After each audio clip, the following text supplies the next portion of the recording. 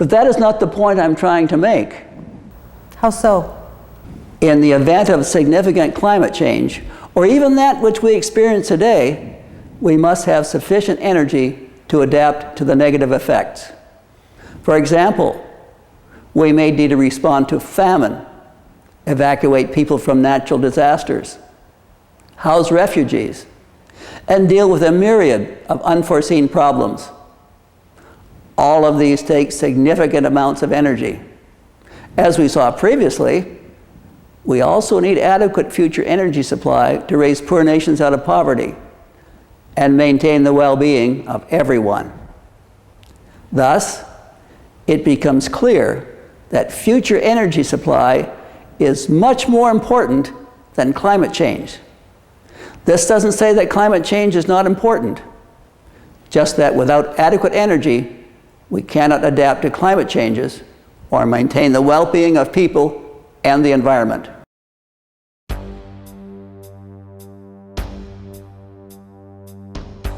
Common wisdom says climate change and energy supply can be solved by a combination of carbon dioxide sequestration, the wide-scale practice of energy conservation, improvements in energy efficiency, and the adoption of renewable energies.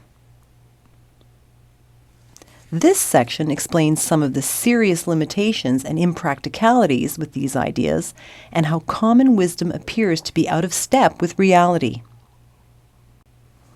Carbon sequestration refers to a process where carbon dioxide is captured and stored so that it cannot get back into the atmosphere. Sequestration is often suggested as a way of reducing carbon emissions from the burning of fossil fuels. For example, carbon dioxide might be captured from the most concentrated of the emission streams, such as power plant smokestacks.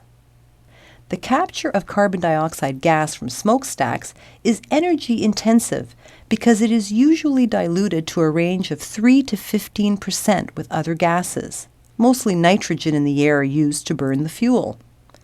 The energy required to concentrate the carbon dioxide before capture is 14 to 28% of the energy input to the power plant. Large-scale sequestration of carbon dioxide would consume huge quantities of energy, thereby requiring more sequestration and burning significantly more energy. Because it requires the burning of extra energy, sequestration reduces fossil fuel reserves at a time when future fuel supply is more important than climate change. Large-scale sequestration is impractical. There are small niche applications for capturing carbon dioxide from emission streams. For example, carbon dioxide is captured from certain flue gases and sold commercially as dry ice, which eventually returns the carbon dioxide to the atmosphere. Some is used for pressurizing oil wells to increase production and is captured underground, possibly permanently. Capture of carbon by natural methods, such as in forests and oceans, is not permanent or reliable, as we shall see on the next slide. Beginning in the 1700s, humans began to burn fossil fuels, and today every human activity uses energy and releases carbon dioxide to the atmosphere. All energy use sectors are represented by generation of electricity, transportation, residential, industrial, and commercial. The amount of carbon released annually is about 7 billion tons, or about 1% of the total of 750 billion tons in the atmosphere. Currently, about 80% of human carbon emissions is from burning fossil fuels, and the remainder is from land use changes. This carbon cycle is given in terms of pure carbon, even though carbon dioxide is released when fossil fuels are burned. Carbon can be combined in many forms with other chemical elements, so it gives a better overall picture than does carbon dioxide. For reference, 1 ton of carbon is equal to 3.67 tons of carbon dioxide. This new source of carbon from burning of fossil fuels is relentless and keeps growing.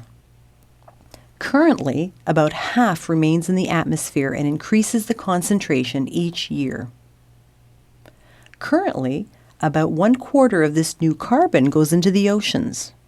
On average, 92 billion tons of carbon are absorbed each year and 90 billion tons released.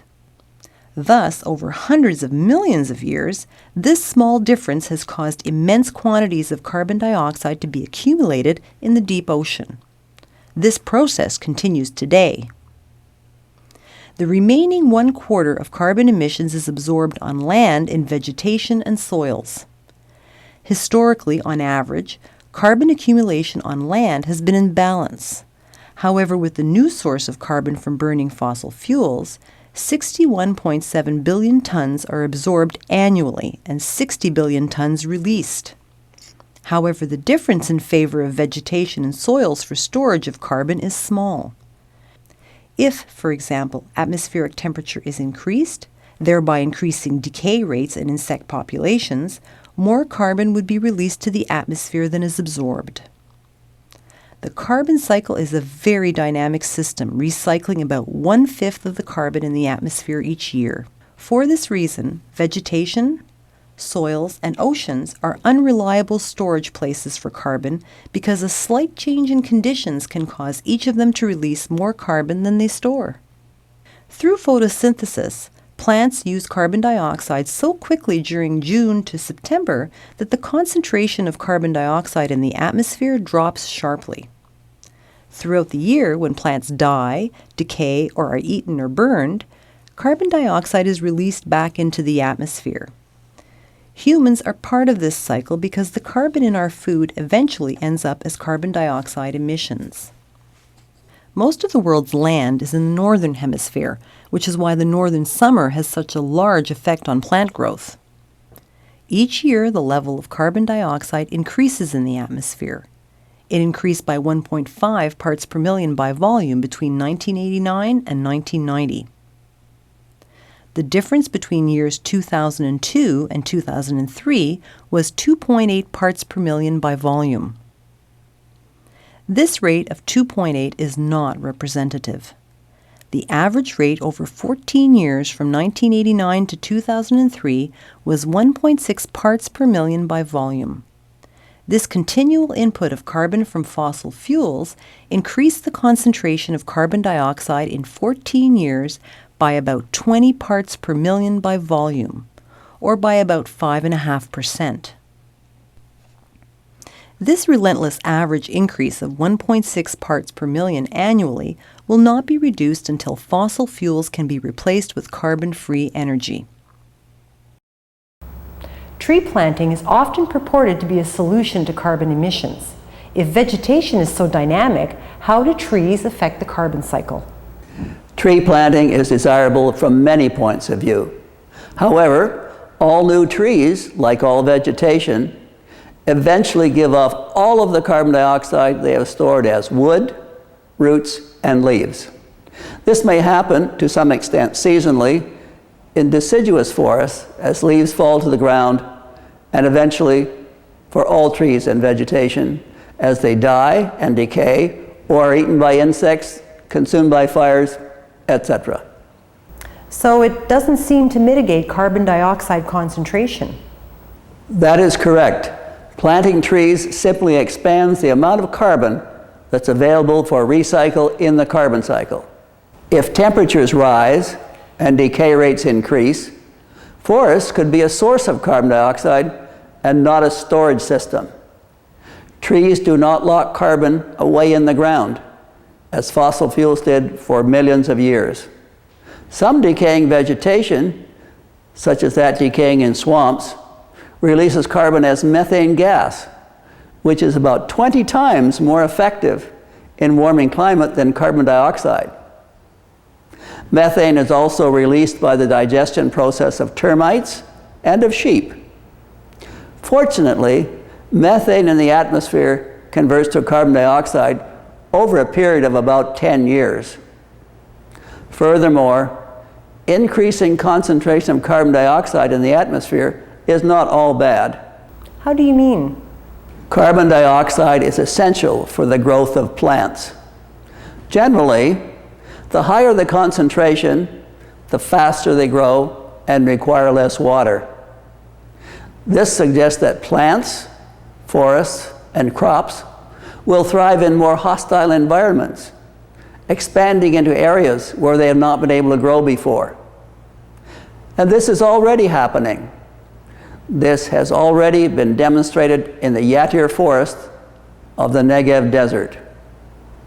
There's evidence that increased concentration of carbon dioxide in the atmosphere has increased the mean yield for certain cereals, grains, fruits, and vegetables. We have seen that the global carbon cycle is very active. It recycles about 20% of the carbon in the atmosphere every year. Therefore, small changes in conditions, such as atmospheric temperature, can change vegetation, soils, and oceans from storage of carbon to sources of carbon. The point is that vegetation, soils, and oceans are not storage places we can count on to keep carbon stored permanently. Conservation is a conscious choice to reduce energy consumption for a specific purpose. For example, manufacturing light bulbs which are more efficient as an increase in energy efficiency. However, the consumer's decision to buy a more efficient light bulb, even though it is more expensive, is a conservation decision. The true amount of energy that people are able to conserve represents a relatively small amount of overall energy that the world uses. The main advantage of energy conservation is that it extends fossil fuel reserves. People use energy in a discretionary way to make themselves feel better in many ways. The energy to keep 4 dogs is about the difference in energy consumption between an SUV and an ordinary car. Look at the long shelves of pet food in your supermarket and consider the amount of energy required to grow, harvest, process, package, and transport it there before you drive it home. Some people have 4-wheeled SUVs and others have 4-legged SUVs. This is not a promotion for SUVs, or is it against dogs? It just points out that we are all part of the problem in our discretionary use of energy to enrich our lives. It highlights that conservation is often a matter of opinion. We all enrich our lives with our own SUV category of energy use, such as pets, long and hot showers, leaving outside lights on all night, or whatever. We could all say, ban what I think is a frivolous use of energy. Trying to be judgmental about someone's discretionary use of energy is made more difficult because we do not know how much energy is involved in most discretionary uses, and the amount is variable. For example, if someone decides to give up imported food, how much energy have they saved compared to someone who rides their bicycle to work? Who gets more credit? It is often very difficult to be certain that energy conservation really works. Considering the problems just discussed, it is very difficult for a democratic and open society to legislate energy conservation. Who decides what items, as a society, we should give up? The best that can be done is public education and encouraging people to practice energy conservation however they can. But once again, this is not something which can be relied upon. Energy per unit of output refers to the amount of energy used to produce a given value of product. Energy units per dollar, for example. This line represents the 1% historical average annual rate of decline in energy per unit of output extended from 1990 to 2100, as in the business as usual scenario we saw earlier. This rate reduces energy consumption for doing the same job from 100 units in 1990 to 33 units in 2100. The decline is mostly increases in energy efficiency. The difference between the two curves shown by the vertical line is the contribution of sectoral changes.